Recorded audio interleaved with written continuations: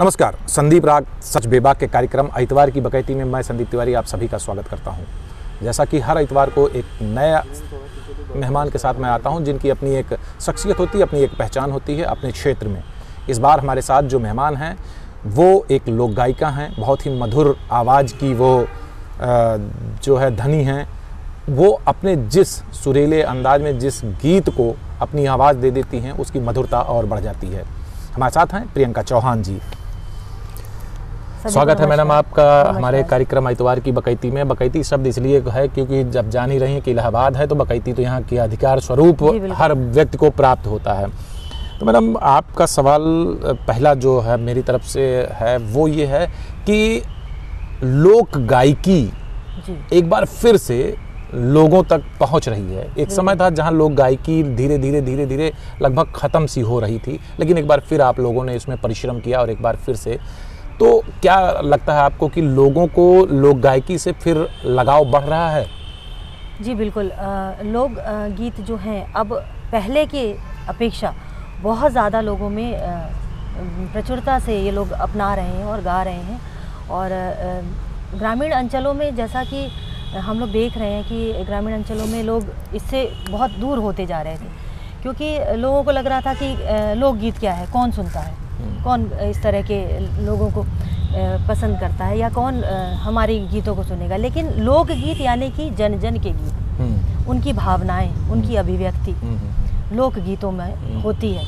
तो लोकगीत अब तो बहुत ही प्रचुरता से सुने भी जाते हैं, गाए भी जाते हैं और लोग बहुत पसंद करते हैं। आप एक गायिका हैं जी, गाना गाती हैं और आप शब्दों के साथ वाणी में अगर मधुरता है तो गीत का जो स्वाद कह लीजिए एक तरीके से ये कानों के द्वारा जो हम प्राप्त करते हैं वो बढ़ जाता है। लेकिन आजकल जौन जौन डींग डांग हिंग हांग मार एकदम चिल्ला दें ऐसे जैसे जौन बात सवेरे सवेरे केहू जगावत हो उठी जाना है तो बहुत देर हो चुकी है। तो इसका क्या मतलब है, मतलब इस तरीके के संगीत लोग क्यों जो है प्रेफर करने लगे हैं?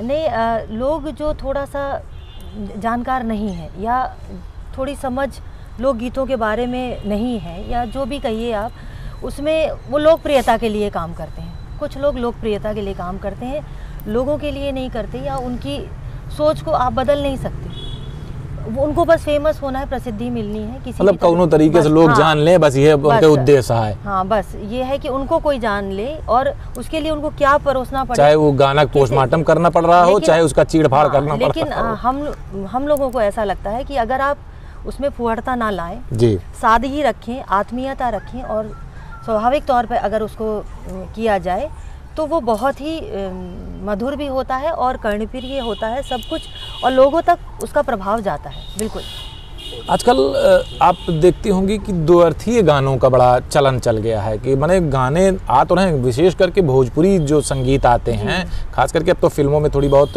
सुधार होने लगी है, लेकिन जो एल्बम्स बन रहे हैं, जो तमाम यूट्यूब वाले जो सिंगर पैदा हो गए हैं, ये तमाम फूहड़पना वाले गाना, दो अर्थीय गाने, तो ऐसा क्यों है? ऐसा क्या उद्देश्य है कि इनका क्या वही उद्देश्य है कि सिर्फ किसी तरीके से इनको लोग जान लें? बिल्कुल बिल्कुल वही है, और ऐसे लोग लंबे समय तक अपना कुछ वर्चस्व स्थापित नहीं कर पाते। हमको ये लगता है कि अगर आपको कुछ वाकई में समाज के लिए या लोगों के लिए या उनको कुछ समझाने के लिए करना है तो आपको उसकी ज़रूरत नहीं पड़ती है।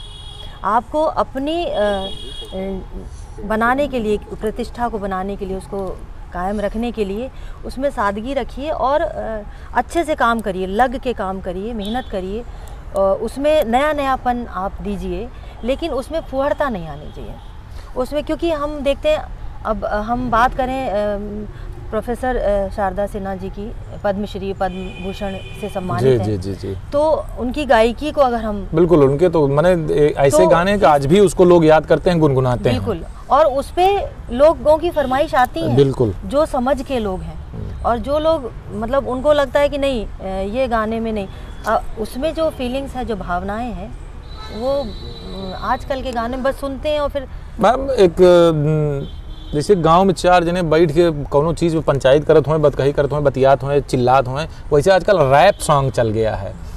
लागत है जैसे गरियावत है केहू का, एकदम एक धुन बस खाली म्यूजिक बज रही है, बाकी का कथा वाचत है कोनो समझ में ओका आवे कि ना हो। तो इसका के मतलब ये कौन सी संगीत की वो है, आजकल युवा इस पे बड़ा नाच रहे हैं।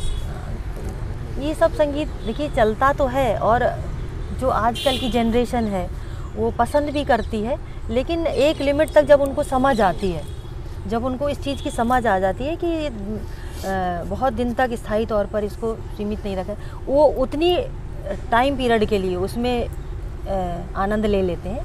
लेकिन वो लॉन्ग टर्म के लिए या लंबे समय तक के लिए आप कहें कि उस पर आप एंजॉय कर सकते हैं, तो वो हमें नहीं लगता। मतलब ये क्षणिक सुख देता है कि हाँ भैया अगली आयम नाचे के केहू के तो बस बजाए के नाच लो, उसके बाद फिर भुला जा का रहा का बोलता। लेकिन वो एक छाप छोड़ता है जो अच्छा संगीत होता है या अच्छा लोक संगीत होता है। मधुरता होती है जो कानों के द्वारा पहुंच जाए, सीधे दिल को छुए, उसका एक अपना अलग आनंद होता है। चाहे वो भावनाएं उसमें व्यक्त होती हैं, चाहे कोई भी आपकी फीलिंग्स हो।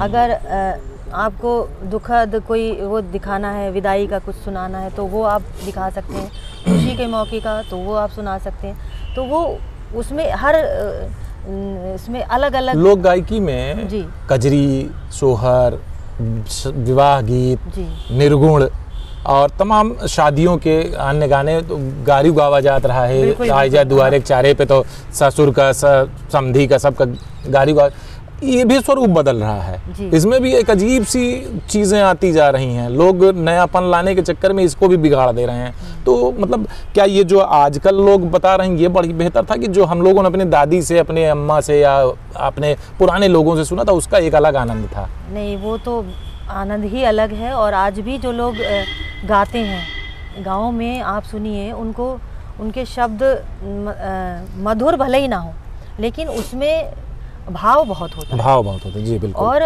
अगर आप उसको लय सुर ताल के साथ गाएं और समझ के गाएं, तो हमें लगता है कि वो बहुत ज़्यादा प्रभावित करेंगे आपको, और सबको करेंगे। लेकिन वो सब लुप्त हो रहे हैं। उनको सहेजना, समेटना, उनको बहुत ही मतलब बढ़ावा देना, एक ये इस पे काम होना चाहिए, और हो भी रहा है। ऐसे गायकों को आप क्या संदेश देना चाहेंगी हमारे इस कार्यक्रम के माध्यम से, जो अपनी ख्याति के लिए किसी को धूमिल करने का प्रयास करते हैं या किसी पर ऐसे कटाक्ष या ऐसे, देखिए जैसे कि मैं पूछ आपसे ज़रूर रहा हूँ, लेकिन आप स्वतंत्र हैं इस पे जवाब देने या न देने के लिए। अभी इलाहाबाद विश्वविद्यालय को लेकर नेहा राठौर जी ने एक गाना गाया था जो कि इस समय बड़ी लोकप्रिय हैं गायकी के क्षेत्र में, विशेष करके भोजपुरी में। इलाहाबाद विश्वविद्यालय की एक अपनी गरिमा है, एक महिमा है। बड़े बड़े नेता, बड़े बड़े स्वतंत्रता सेनानी और न जाने कितनी विभूतियां यहाँ से निकली हैं। तो क्या एक छोटे से कारण जो आज के राजनीतिक परिवेश में परिवर्तन हुआ है, उसके लिए हम क्या पूरे विश्वविद्यालय की गरिमा को दांव पर लगा सकते हैं? नहीं, बिल्कुल नहीं। ये देखिए, उन्होंने जो भी गाया वो उस तरह से गा सकते थे कि आप पहले उनकी ख्याति को दिखाते कि यहाँ से कितने कितने महान लोगों ने उन्नति करके और कितने ऊंचे ऊंचे स्थान पर उनका ग्रहण किया है उन्होंने, और फिर उसके बाद बताते कि अब ये होने लगा है। तो एक संदेश जाता कि ऐसा नहीं होना चाहिए, उनके पद चिन्हों पर हमको कार्य करना चाहिए। जो अब हो रहा है उसमें बदलाव होना चाहिए, और हमको हमेशा ही अच्छा कुछ करके निकलना चाहिए, जो अच्छे लोग करके निकले हैं।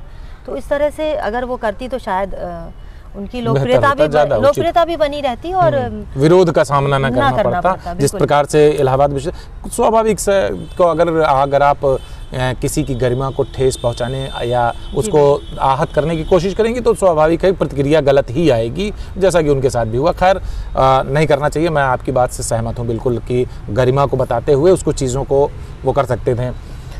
एक आखिरी चीज़, होली आने वाली है, फागुन का मौसम है, तो फागुनहट तो शुरू हो गई बा, तो 4 लाइन सुनाए दें आप, अगर कुछ आपके मन में हो और आपकी इच्छा हो तो। होली एकदम करीब में है, तो होली की 4 लाइनें सुनाएंगे। हालांकि हम शुरू में ब्रज के गाते थे, लेकिन अब हम अवधी भोजपुरी में आ गए, क्योंकि उसमें पूरी तरह से अब ब्रज लोक संगीत ही प्रिय लगा शुरू से ही। तो अब लोकगीत एक आपको सुनाऊंगी।